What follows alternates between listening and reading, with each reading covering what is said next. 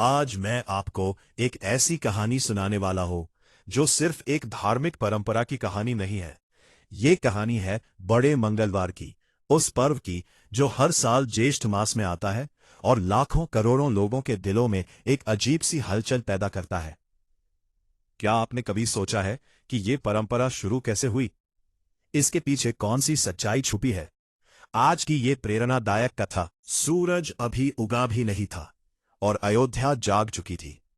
सरयू नदी के किनारे दीपक जल रहे थे। फूलों की खुशबू हवा में घुली थी। मंदिरों से घंटियों की आवाज आ रही थी और पुजारियों के मंत्रोच्चार से पूरा वातावरण पवित्र हो गया था। ये कोई साधारण दिन नहीं था। अयोध्या के राजमहल में आज एक बालक का जन्म होने वाला था। रानी कौशल्या के गर्भ से महाराज दशरथ के घर में। और पूरी सृष्टि जानती थी कि ये कोई साधारण बालक नहीं होगा, ये स्वयं ईश्वर का अवतरण होगा। महाराज दशरथ ने उस दिन पूरी अयोध्या में घोषणा करवाई थी कि आज कोई भूखा नहीं रहेगा, कोई उदास नहीं रहेगा। हर घर में दीप जलेगा, हर द्वार पर तोरण सजेगा।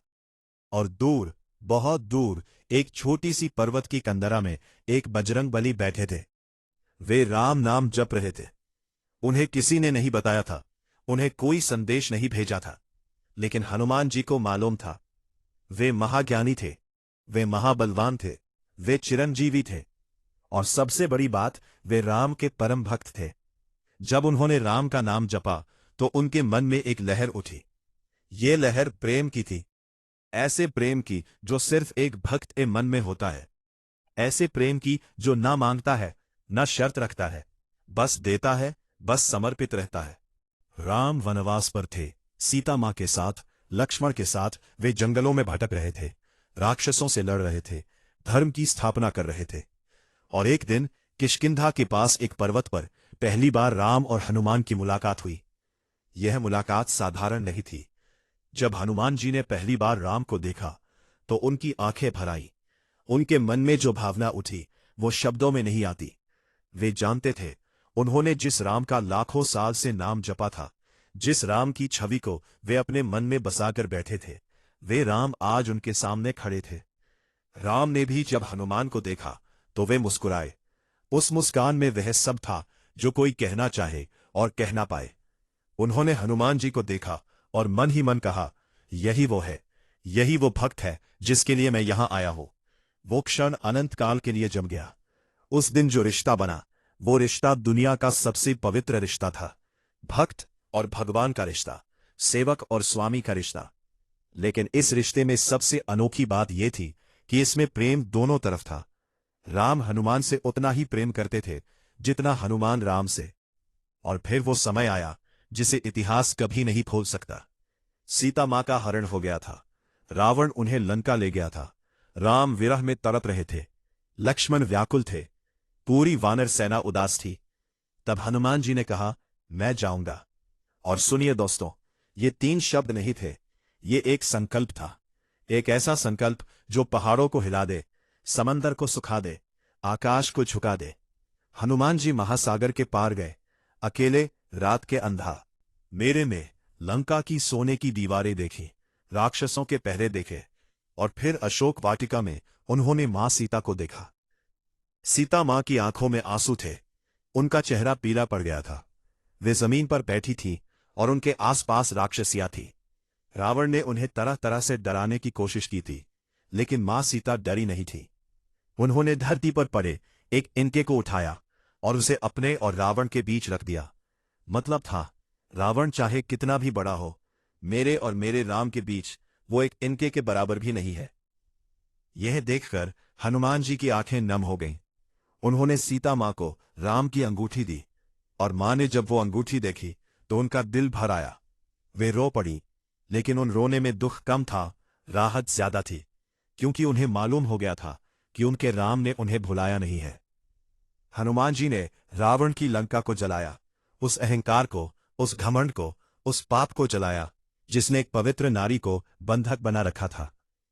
और जब वे वापस आए तो राम ने उन्हें गले से लगा लिया। राम रोए, हां, भगवान भी रोते हैं। जब उनका भक्त उनके लिए कुछ करता है तो भगवान की आंखों में भी आंसू आ जाते हैं। बड़ा मंगलवार क्यों मनाया जाता है? इसके पीछे एक नहीं, कई कारण हैं, कई घटनाएं हैं। लेकिन सबसे प्रमुख कारण वह दिन है जब हनुमान जी ने अपनी सबसे बड़ी सेवा की थी। पुराणों और धार्मिक ग्रंथों के अनुसार मंगलवार का दिन हनुमान जी का दिन है।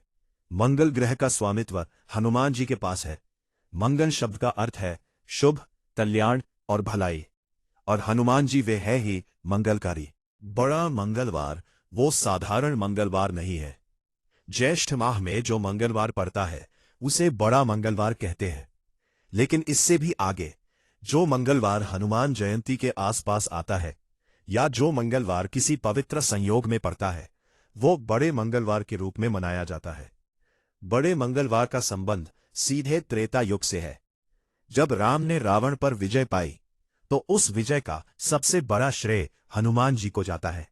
मां सीता को खोजना, लंका में अग्नि लगाना, मेघनाथ के ब्रह्मास्त्र से बेहोश हुए लक्ष्मण के लिए संजीवनी लाना और युद्ध में वीरता से लड़ना, ये सब हनुमान जी ने किया। और जब राम ने रावण को मारकर विजय प्राप्त की, उस दिन मंगलवार था।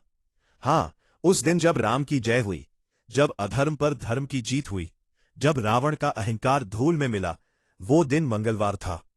उस दिन हनुमान जी ने जो उत्साह महसूस किया, जो आनंद महसूस किया, जो भाव महसूस किया, वो किसी शब्द में नहीं आता। वे नाचे, वे गाए, वे रोए। राम की जय में हनुमान जी रोए। और उस दिन से मंगलवार को हनुमान जी का दिन माना गया। ज्येष्ठ माह वो महीना है जिसमें सूरज सबसे तेज होता है, जिसमें गर्मी अपने चरम पर होती है, जिसमें धरती तपती है। इसीलिए ज्येष्ठ माह के मंगलवार को विशेष माना जाता है, क्योंकि इस महीने जो भी हनुमान जी की भक्ति करता है, कठिनाई में, गर्मी में, तप में, इसकी भक्ति शुद्ध होती है। शास्त्र कहते हैं कि जो ज्येष्ठ माह के मंगलवार को हनुमान जी के मंदिर में नंगे पांव जाकर दर्शन करता है, सुंदरकांड का पाठ करता है और निस्वार्थ भाव से सेवा करता है, उसके जीवन की सारी बाधाएं दूर होती है। पुराणों में एक और कथा है। एक बार जब रामायण की कथा समाप्त हुई तो ब्रह्मा जी ने हनुमान जी से पूछा, पुत्र, तुमने राम के लिए जो कुछ किया उसके बदले में तुम क्या चाहते हो? हनुमान जी ने कहा, प्रभु, मुझे कुछ नहीं चाहिए। ब्रह्मा जी ने कहा, मांगो पुत्र जो चाहो।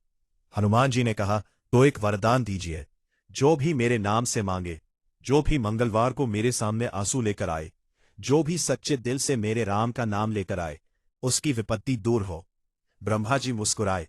उन्होंने कहा, तथास्तु। यह था वो वरदान, यह थी वो प्रतिज्ञा।